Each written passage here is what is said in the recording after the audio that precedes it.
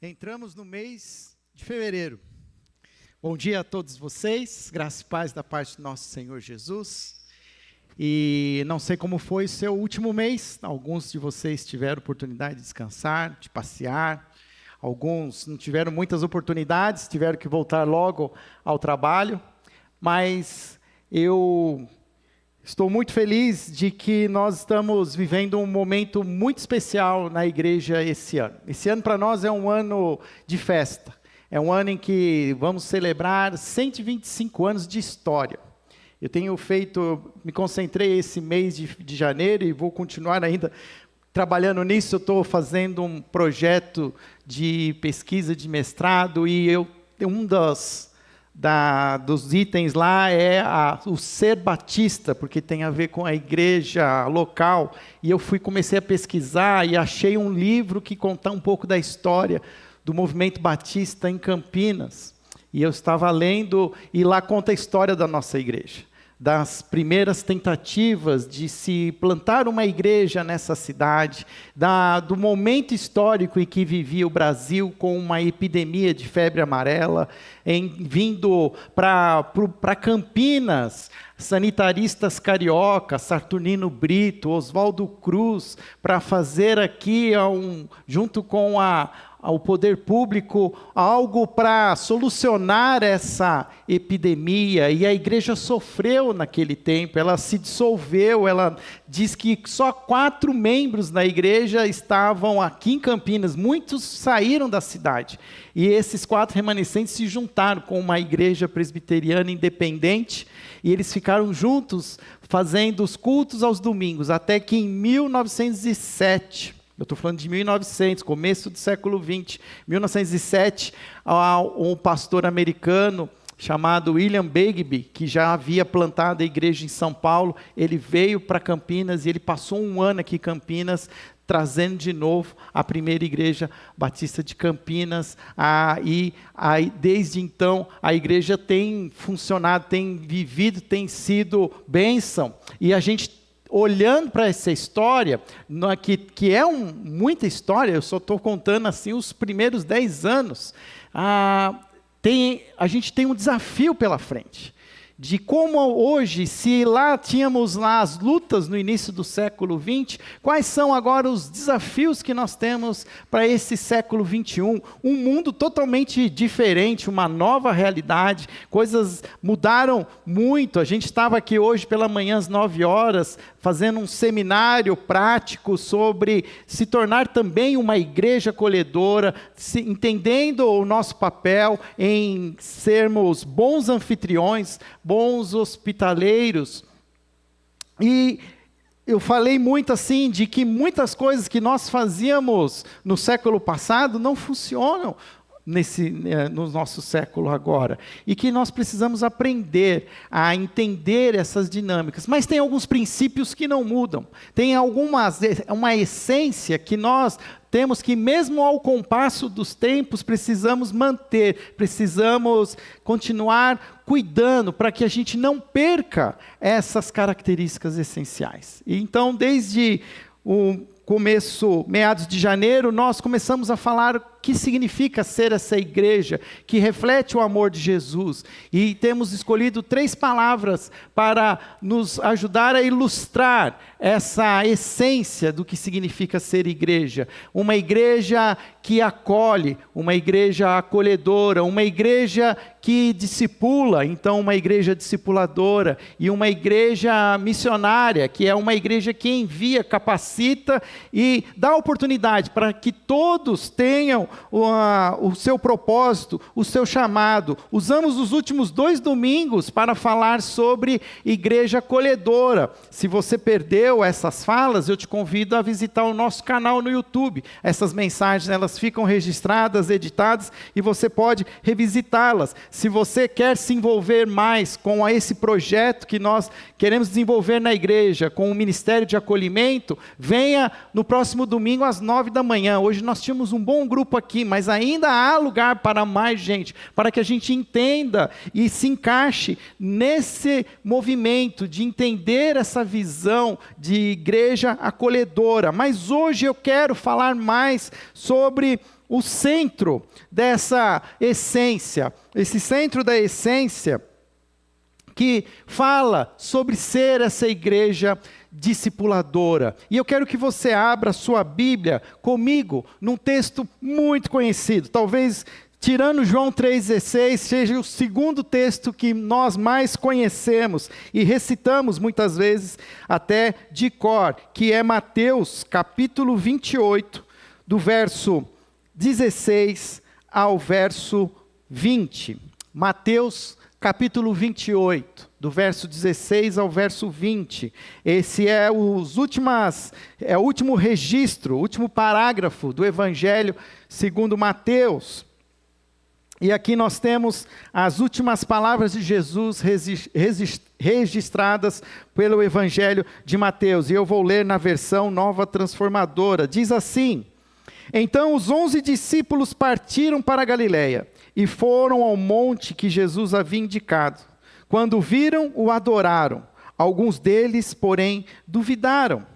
Jesus se aproximou deles e disse: Toda a autoridade no céu e na terra foi-me dado. Portanto, vão e façam discípulos de todas as nações, batizando-os em nome do Pai, do Filho e do Espírito Santo. Ensine esses novos discípulos a obedecerem todas as ordens que eu lhes dei.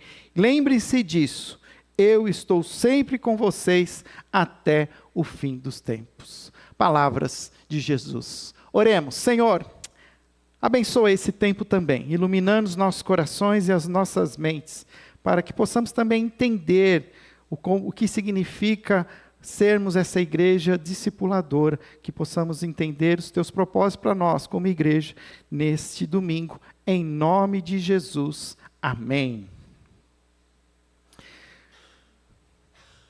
Durante o século XX,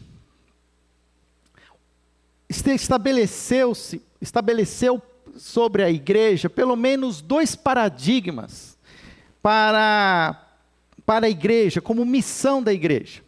Nós que viemos dessa tradição batista histórica, nós fomos muito influenciados por um paradigma que estabelecia o evangelismo e o estabelecimento de novas igrejas como a missão da igreja. E isso, se você olhar para a própria história das igrejas batistas, quem conviveu há tempos, percebe nitidamente esse movimento de evangelismo e estabelecimento de igrejas. Quem aqui mais antigo de igreja nunca participou de uma congregação, de um ponto de pregação, de um encontro nos domingos à tarde para entregar folhetos nas casas, fazer um culto numa praça, de estarmos de alguma maneira se mobilizando com movimentos de evangelismo, através até de impactos evangelísticos, de sair pelas cidades e fazer ali um trabalho, uma mobilização, e ao final daquela mobilização, plantar uma igreja, deixar ali uma igreja pronta, levar ali um obreiro, deixar um obreiro missionário, e ele ali então tocar o trabalho. Quem nunca participou de uma coisa como essa? Esse, na verdade, é um movimento que principalmente para nós, nossa história tradicional histórica batista, foi um dos movimentos que mais influenciaram a missão da igreja. Todos nós, de alguma maneira, mais tempos batistas, participamos disso. Quantas vezes eu fui pregar em congregação, pregar em igrejas. Nossa, a primeira igreja, por exemplo, quantas igrejas ela não plantou? Quantas igrejas ela não ajudou a se estabelecerem aqui na região metropolitana de Campinas? Mas, olhando hoje, alguns especialistas percebem que, não que esteja errado o evangelismo e estabelecimento das igrejas como um paradigma, mas ele não é ainda a essência da missão de Deus. O que Jesus enfatizou aos seus discípulos, ao final da sua trajetória, do seu ministério aqui na terra, ele não falou: olha, vão, evangelizem, eu estou exagerando, distribuam folhetos, façam cultos nas praças e plantem igrejas. Na verdade, isso é algo histórico que foi se formatando ao longo do tempo. Mas é importante, quando a gente está falando da essência, a gente desconstruir e voltar para aonde tudo começou. Qual era de fato o princípio de tudo? Qual era de fato o imperativo que deveríamos considerar como sendo essencial? Por outro lado, também no século XX, apareceu um outro paradigma, um outro paradigma que enfatizava o impacto do pecado em todas as relações. Esse não é tanto, faz parte da nossa cultura histórica batista, mas faz parte de um movimento paralelo que aconteceu também no meio evangélico, em que se tinha um chamado para a restauração de todas as coisas criadas, as pessoas, de lutar pela justiça pessoal, pela justiça comunitária, pela justiça nacional, a justiça global. É conhecido como a missão, como transformação. Alguns conhecem como missão integral. Dentro da Igreja Católica surgiu uma linha da teologia da libertação, que tem uma ideia, uma sensibilidade mais social. E aí você vai trabalhando, existem vertentes. Eu quero trabalhar aqui a essência, que não deixa de estar errado, porque dentro daquilo que nós entendemos ser o reino de Deus ele vem para restaurar todas as coisas. Ele vem para nos dar uma nova vida. Eis que faço nova todas as coisas. Aquele que está em Cristo é nova criatura. As coisas velhas ficaram para trás, eis que tudo se fez novo. E existiu dentro desse paradigma uma tentativa também de transformação do ambiente, do social. Mas, a alguns momentos, isso se tornava tão mais importante que não se preocupava tanto com a conversão das pessoas. Queria se criar um ambiente, um sinal do reino, que as pessoas experimentassem e fossem até cuidadas, ajudadas, mas não necessariamente existia ali uma confrontação com o seu pecado. Na verdade, nenhum desses paradigmas representa toda a história da missão de Jesus. O que nós vemos aqui no Mateus, capítulo 28, é que se fôssemos fazer aqui um resumo daquilo que Jesus deixou como sua última declaração, é que a missão da igreja deveria ser fazer discípulos. Ser um discípulo e fazer discípulos. O centro da missão, na verdade, é o discipulado. Curioso que eu, hoje de manhã também, às 9, estava contando que ontem eu estava assistindo pela internet a uma das falas na Convenção Nacional Batista que aconteceu em Fortaleza, em Ceará.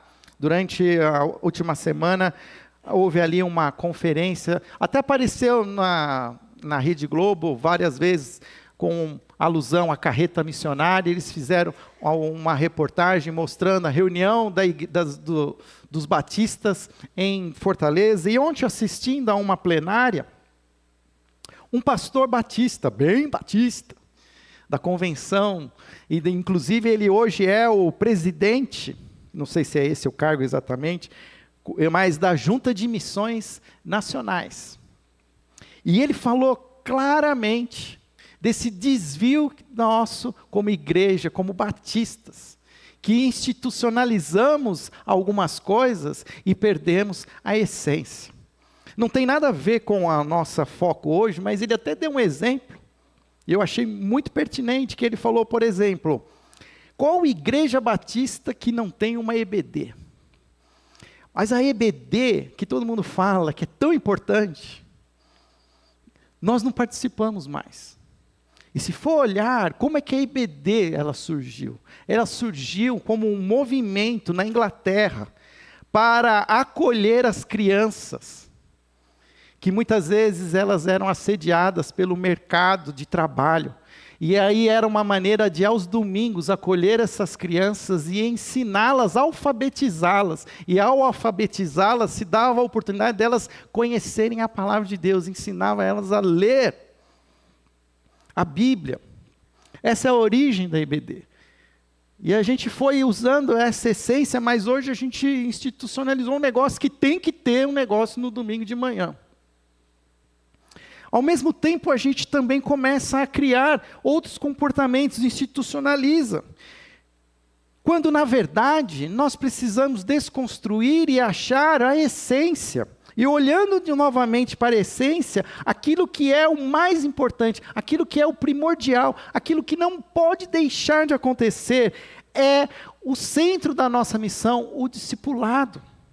Eu até resgatei algumas coisas que eu já falei aqui para nós, e eu tenho entendido cada vez mais que o discipulado ele está no centro da nossa visão, onde nós precisamos entender que quando eu falo em acolhimento, é apenas um primeiro passo para ajudar as pessoas a encontrar Jesus, mas essas pessoas precisam conhecer a Jesus e se permitir serem discipulados por Jesus, crescerem, amadurecerem, para poderem então ser enviados, como esses discípulos estavam sendo enviados naquele momento. Jesus disse para eles assim: vão e façam discípulos. Jesus os envia, mas esse envio, esse movimento que a gente chama hoje missionário, ele só acontece depois de um processo de discipulado, um processo de aprendizado.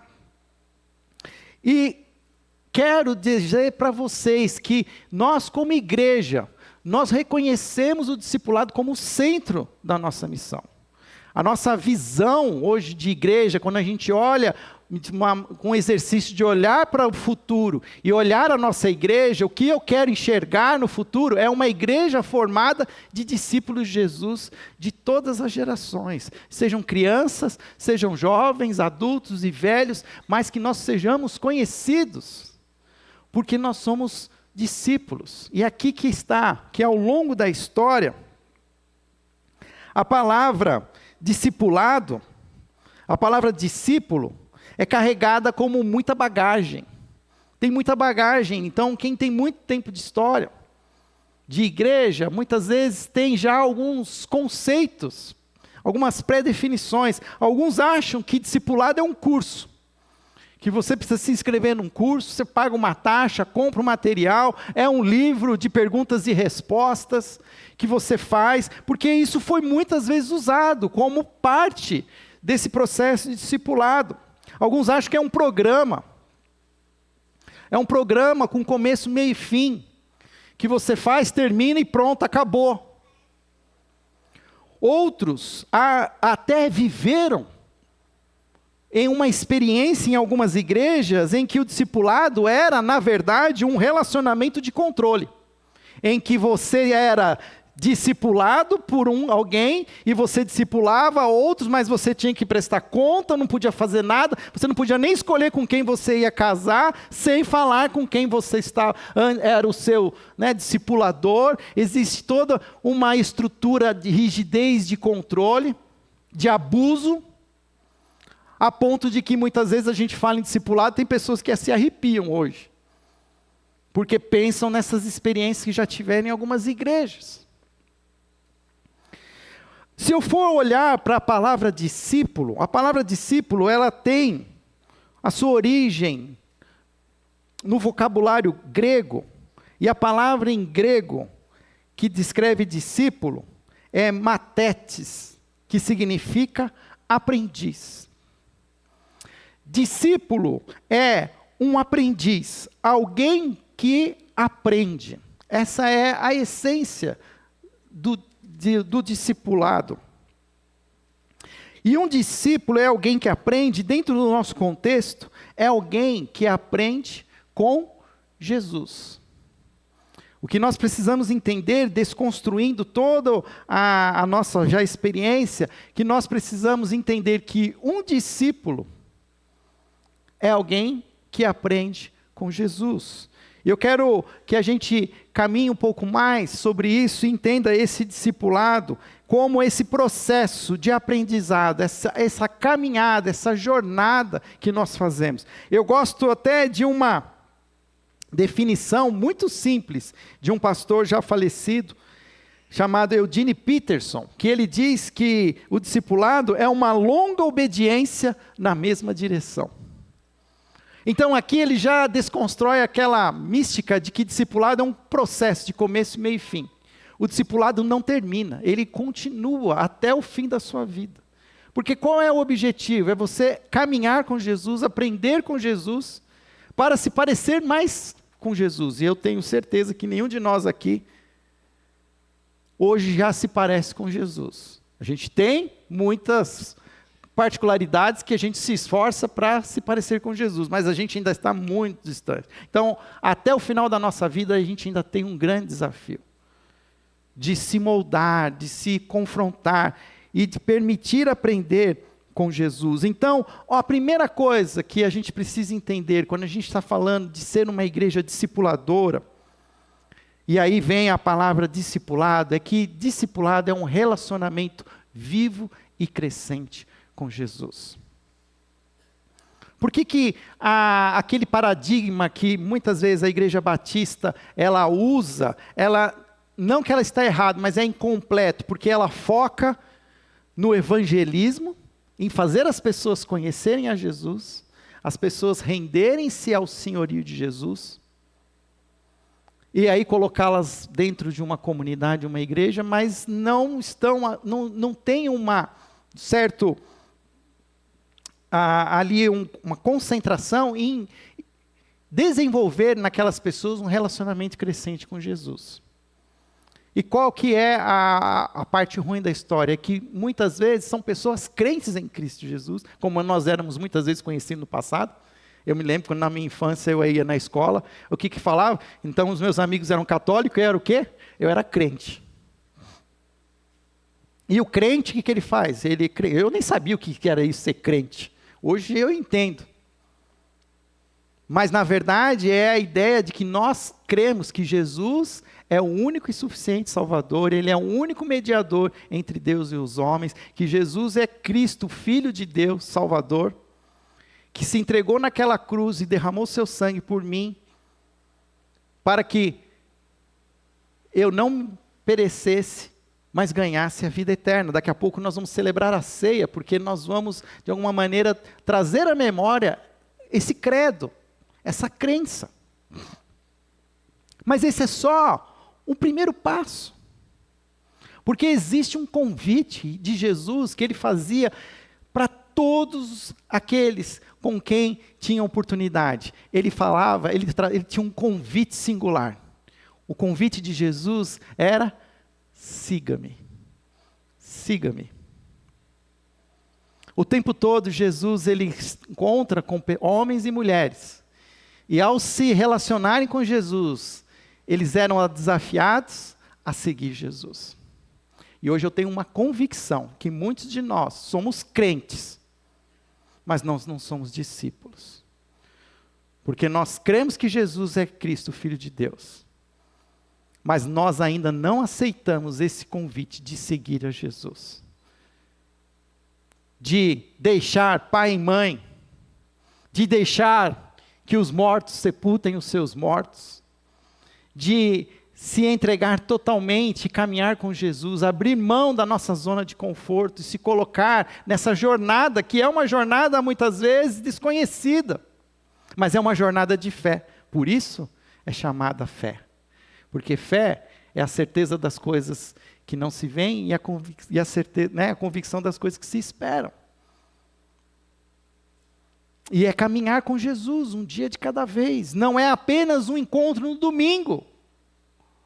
No domingo nós aquecemos o coração, mas a jornada continua durante a semana, em cada dia, em nosso relacionamento. Então, uma parte importante que nós precisamos entender é que nós temos um desafio de desenvolver um relacionamento pessoal com Jesus, como nós cantamos, com esse Deus Trino, Deus Pai, Deus Filho, Deus Espírito Santo.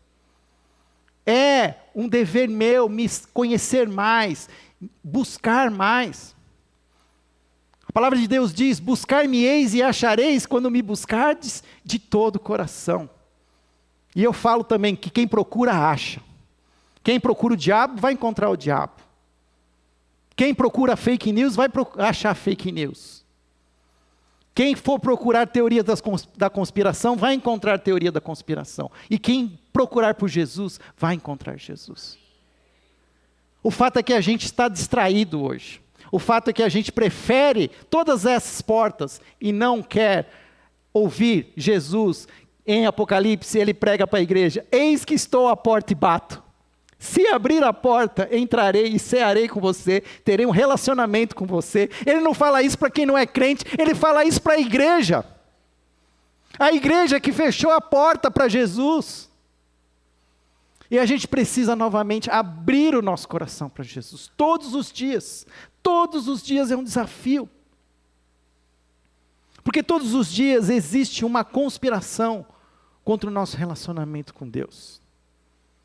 E nós precisamos entender que ser um discípulo é viver com Ele. O texto aqui, se você ainda está com a sua Bíblia aberta em Mateus, se você seguir um pouco mais para frente, nós vamos lá para o Evangelho de Marcos.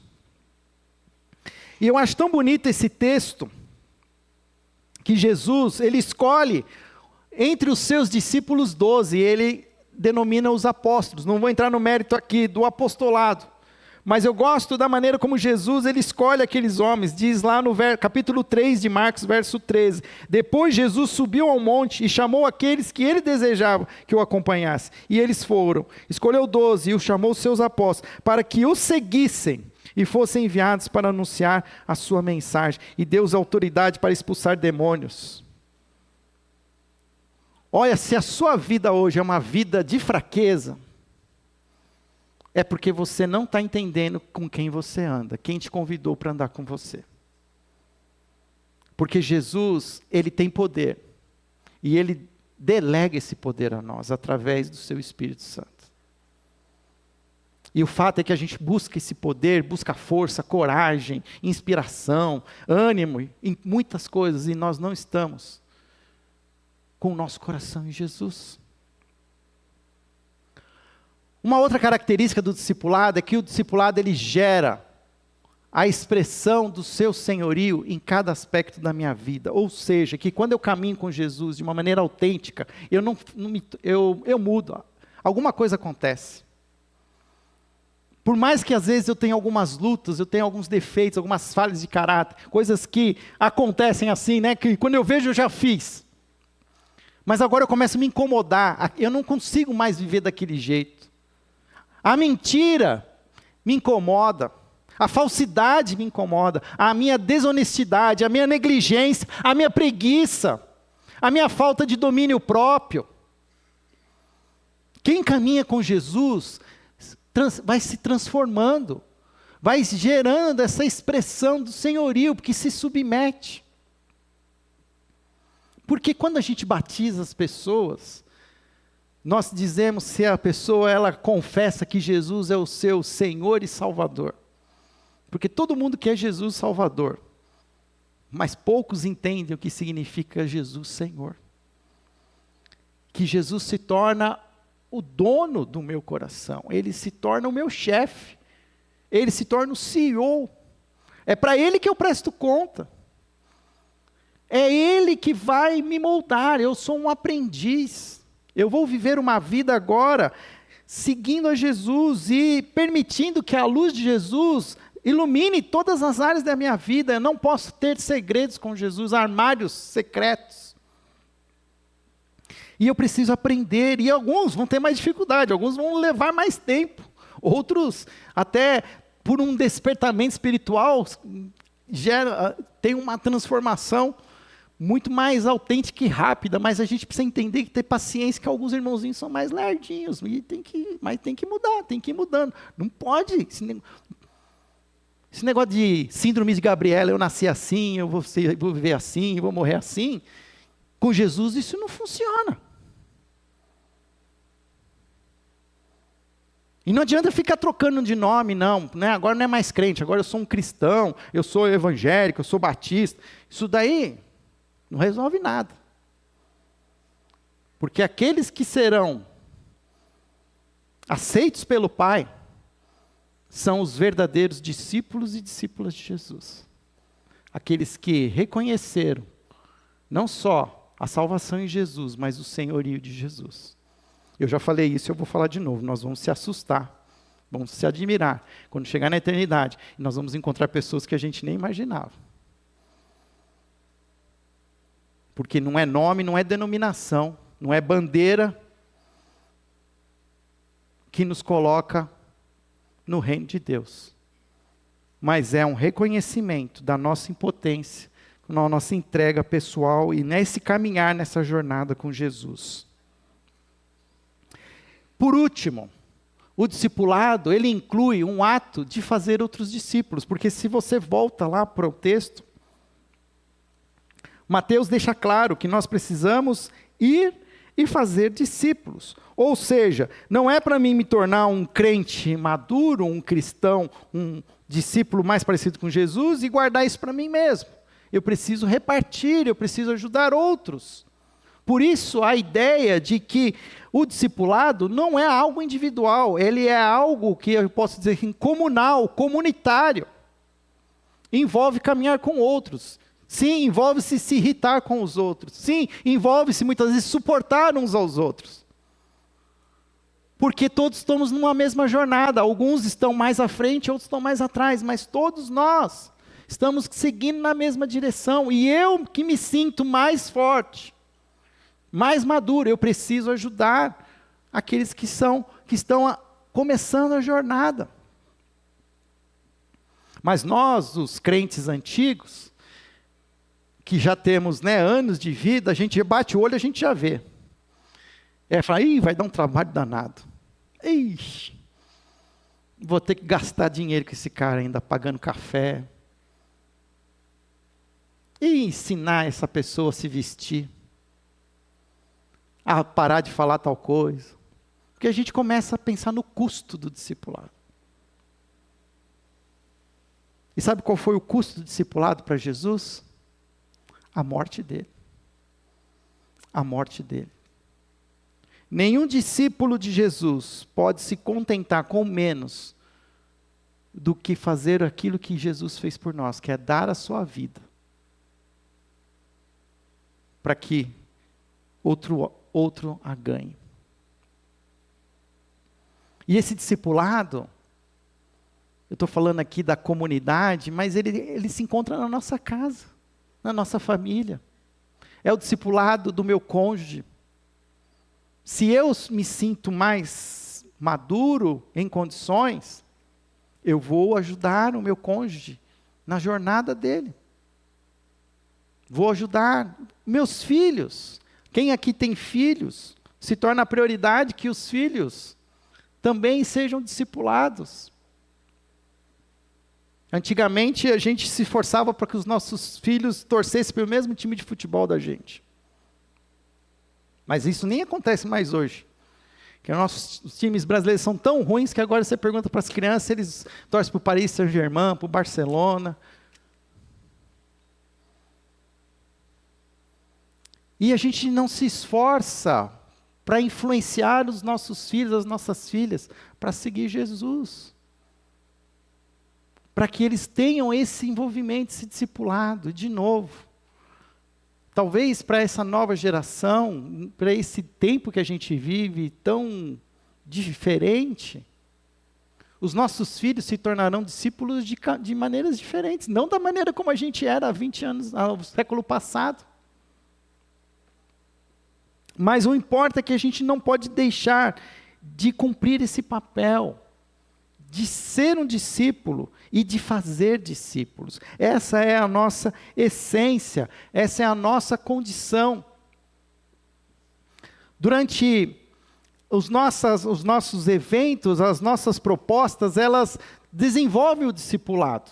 Quando a gente chama os homens para um encontro da carpintaria, um encontro de homens, a última terça-feira do mês, se Deus permitir, em março, a gente vai fazer o nosso primeiro edição, nós estamos de alguma maneira convidando os homens para caminhar com Jesus, para juntos sermos capacitados, entrar num processo discipulado. Quando a Dani vem aqui na frente, ela convida as mulheres para, no último sábado de fevereiro, ter um encontro de mulheres aqui. É um discipulado. Porque o que está sendo oferecido é uma oportunidade das mulheres conhecerem mais de perto Jesus e caminharem com Jesus, com o auxílio uma das outras. Quando a gente fala de pequenos grupos, e o pastor Rodrigo falou sobre isso semana passada, é um processo de discipulado. Agora, quarta-feira, nós vamos abrir aqui a quarta terapêutica, fazer a segunda edição desse ano. Vamos trazer algumas mudanças, alguns projetos novos, um material novo. A gente está chamando que as pessoas para um discipulado, para conhecer Jesus, para caminhar mais perto de Jesus, ao lado de pessoas que estão nessa mesma jornada. Então, se alguém perguntar para você, sua igreja faz discipulado? Você pode falar assim, faz. Porque tem N maneiras.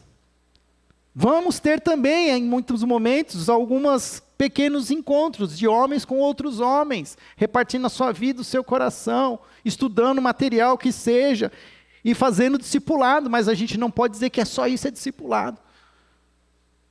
O discipulado, ele começa comigo, com um compromisso pessoal meu de querer caminhar com Jesus. E de novo, quem procura acha. Jesus mesmo ensinou: batei a porta e ela se abrirá. Buscai e achareis. Pedi e será vos dado. Existe da nossa parte, tem que existir iniciativa. As coisas não caem do céu. Quando cai do céu é milagre. E chama milagre porque raramente acontece. Existe da nossa parte iniciativa, desejo, vontade. Gosto quando a gente revisita os evangelhos, que a gente vê lá Jesus com os seus discípulos. Ele fala para eles, vem, me sigam.